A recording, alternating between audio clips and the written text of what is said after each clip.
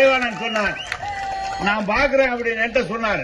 நான் அப்படிலாம் சொன்னேன். நானு முதல் நாள் தான் வந்துட்டு போறான், நீ மறுநாள் அதே இடத்துல கூட்டம் போடுறேன்னா நானே அதை அடிச்சு காமிக்கிறேன். நான் அடிச்சு காமிச்சிருக்கேன்.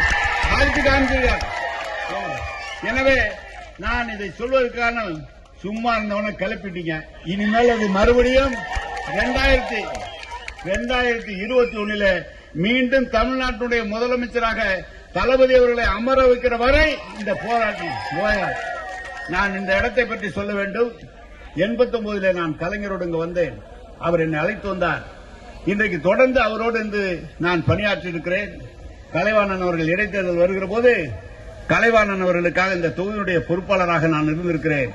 தொகுதியினுடைய பொறுப்பாளராக இருந்து இந்த தொகுதி மிகப்பெரிய வெற்றியை பெற்றது. அடுத்த தடவை வெற்றி பெற்றிருக்கிறார். ஒரு சம்பிரதாயமாக திருவாரூரிலே எங்களுடைய வேலையை ஆரம்பித்திருக்கிறோம். எங்களுக்கு கொடுத்திருக்கிற பொறுப்பு என்பது 41 தொகுதி எங்களுக்கு பொறுப்பு கொடுத்திருக்கிறார்கள். ஏற்கனவே 4 தொகுதியில் தான் திமுக வெற்றி வாய்ப்பு இழந்தது. அந்த 4லும் சேர்த்து திமுக வெற்றி பெற வைப்பதுதான் எங்களுடைய கடமை. நீங்கள் எல்லாம் சொல்றாங்க, பத்திரிகையாளர்லாம் சொல்றாங்க, அவன் அப்படியே விடுங்க பாத்துக்குவோம் அப்படின்னு தான் சொல்றாங்க. எனவேதான் இங்க இருக்கிற நம்முடைய கழக தோழர்களுக்கும் பொதுமக்களுக்கு ஒன்று சொல்கிறேன், இது போல ஒரு சிறந்த முதலமைச்சரை நான் அமைச்சராக இருக்கிறேன் என்பதற்காக நான் சொல்லவில்லை.